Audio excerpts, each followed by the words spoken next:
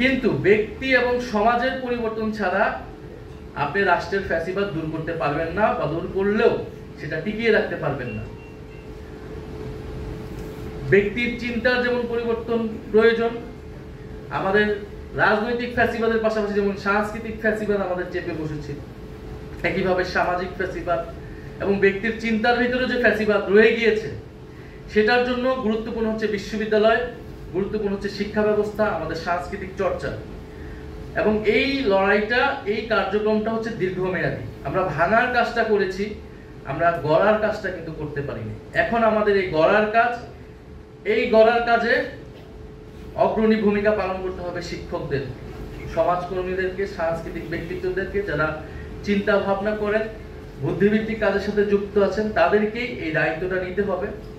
রাজনৈতিক দল হিসেবে আমরা সবসময় সামনে থাকবো, সেই রাজনৈতিক লড়াই আমরা চালিয়ে যাব। আমরা ভাঙতে পারবো খুব সহজেই, কিন্তু গড়ার কাজের জন্য কিন্তু আপনাদেরকেই এগিয়ে আসতে হবে, আপনাদেরকেই আমাদের প্রয়োজন।